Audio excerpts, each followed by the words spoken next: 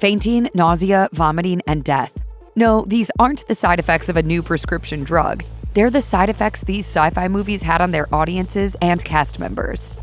Remember the hype leading up to 2008's Cloverfield? Viral movie marketing was still in its infancy, and producer J.J. Abrams and director Matt Reeves relished in teasing what they were cooking up with their modern monster movie by peppering the internet with Easter eggs. The result was a pre-release fever that saw fans eager to discover what their creature was, and more importantly, looked like, long before the movie premiered. As it turned out, they should have been wary of what they were wishing for, because when Cloverfield finally hit, it wasted no time in upsetting fans, specifically their stomachs. Soon, ticket holders began complaining of motion sickness and migraines caused by the film's shaky and erratic style. In a post published just days after the film's debut, Guardian contributor Kate Bevan admitted the following: "I had to flee about half an hour into the film, suffering intense nausea and the beginnings of a vicious migraine that didn't let up until lunchtime the following day.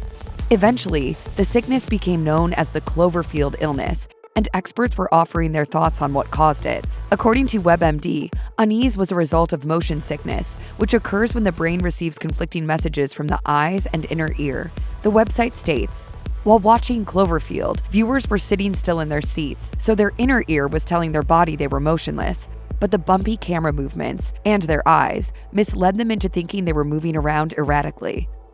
With technology advancing at such a rapid rate, filmmakers can often be found scrabbling around in its wake, trying to figure out which elements could make for a more immersive and enjoyable movie experience. One recent feature to take advantage of the largely untapped space between movies and virtual reality gameplay was the 2015 shoot-'em-up Hardcore Henry. The feature debut of Nobody director Ilya Naishuller, the movie stars Charlton Copley as a mute man who awakes with no memory and is forced to go up against an evil telekinetic villain to save his wife.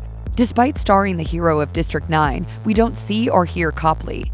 Instead, all we see is what he sees, similar to a first-person shooter video game like Halo or the N64 hit GoldenEye, as he battles his way to ultimate victory. While undeniably ahead of its time, putting audiences in the head and eye sockets of the movie's high-spirited hero proved to be a little too much for some. Shot entirely on GoPro cameras for that immersive first-person feel, the technique left viewers reaching for the sick bucket, as detailed in a Vox article dedicated to this queasy topic. Writer Alex Abad Santos said, "I was sweating through my t-shirt and experiencing a mild wave of nausea. There was an uneasy feeling in the space below my chest. I soon came to a realization. I was not hardcore enough for Hardcore Henry." You look bad. You smell bad. Never been much of a bather.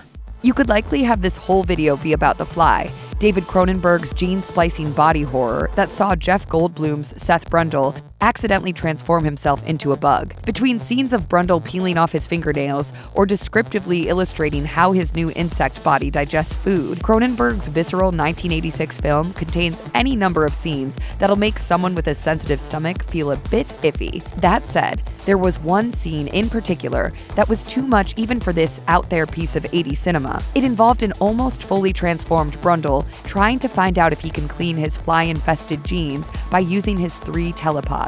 To do this, he sends a laboratory baboon and a house cat from separate pods into a third pod, whilst keeping their DNA separate. Needless to say, it doesn't work. When the smoke clears, Brundle is met with a pink and mangled baboon-cat hybrid that squeals in distress as it attacks its disfigured creator. The upsetting scene ends with Brundle beating the creature to death with a pipe to put it out of its misery. All in all, it was a bit much, even for Cronenberg. Fallout from this deleted sequence was discussed by producer Stuart Cornfield in the making-of documentary Fear the Flesh, The Making of the Fly, where he had this to say of the gruesome scene. "When we screened it, aside from it being a little too intense, this one woman had thrown up. She made it to the bathroom and everything, but she had thrown up." There's a lot to take in during James Cameron's game-changing epic Avatar. Released over a decade ago, this blue-hued sci-fi movie sent us to Pandora, a planet filled with tribal Na'vi clans, well-meaning scientists, and ruthless army officials determined to take advantage of this brave new world. As if that wasn't enough, Cameron's feature boasts groundbreaking photorealistic motion capture technology and revamped digital 3D filmmaking, setting off a new trend in the way movies were screened, if only for a short while.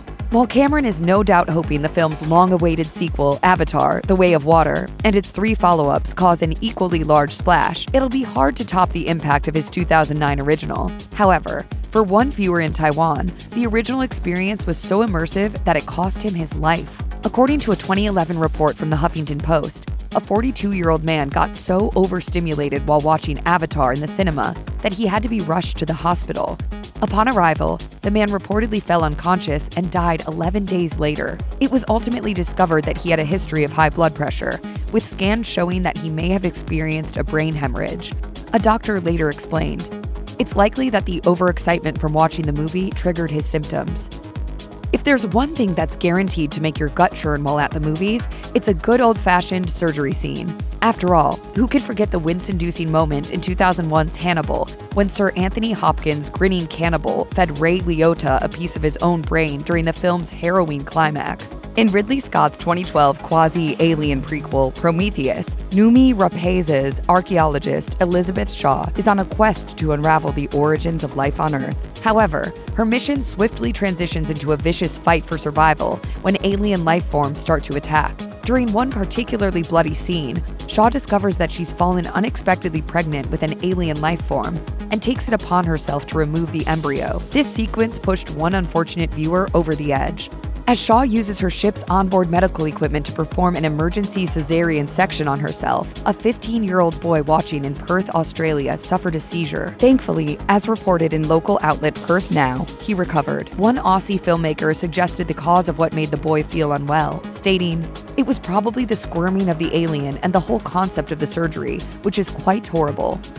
If you think the handheld camera work of found footage movies is disorienting, Alfonso Cuarón's nail-biting space survival flick Gravity takes things to woozy new levels of discombobulation. Screen icon Sandra Bullock stars as Dr. Ryan Stone, a medical engineer and mission specialist, who somehow encounters every problem imaginable during her first trip to space.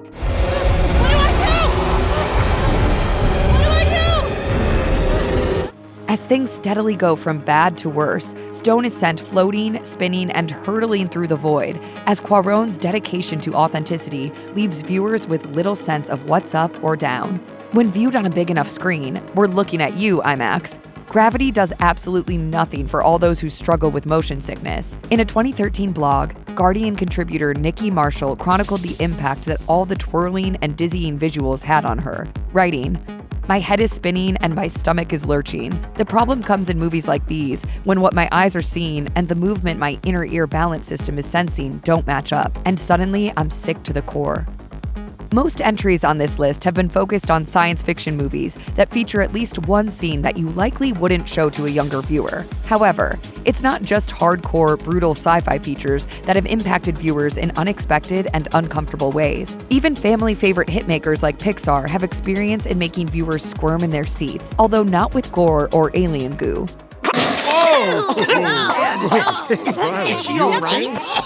In 2018, Pixar released its long-awaited superhero sequel, The Incredibles 2. However, when the film first hit cinemas, some audience members were affected by its use of intense strobe lighting, which unfortunately caused seizures in some viewers. As detailed in an IndieWire article published shortly after the film's release, ticket holders took to Twitter to share their experiences of the movie's disorienting lighting effects. One user tweeted, "I was just watching Incredibles 2 in theaters tonight when a fellow patron collapsed in a seizure. Please heed this warning. This actually occurred. Stay safe." Meanwhile, another called out the film's director, writing, "I'm a big fan of Pixar and Brad Bird, but the insensitive use of strobing lights in Incredibles 2 was unacceptable." As a result of these complaints, Pixar instructed theaters to issue a warning before ultimately re-editing the finished film to make it suitable for those with photosensitive epilepsy.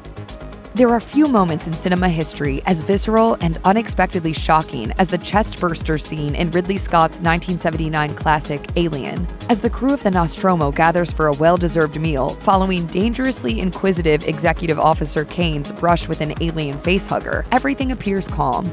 Then, all of a sudden, it's not.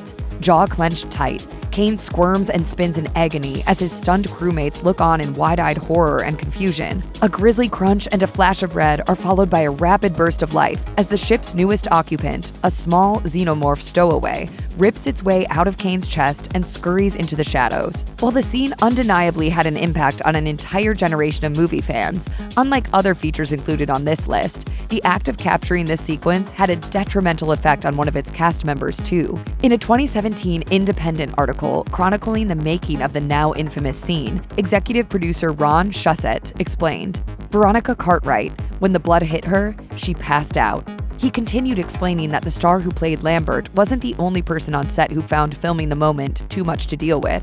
"I heard from Yaphet Kotto's wife that after that scene, he went to his room and wouldn't talk to anybody.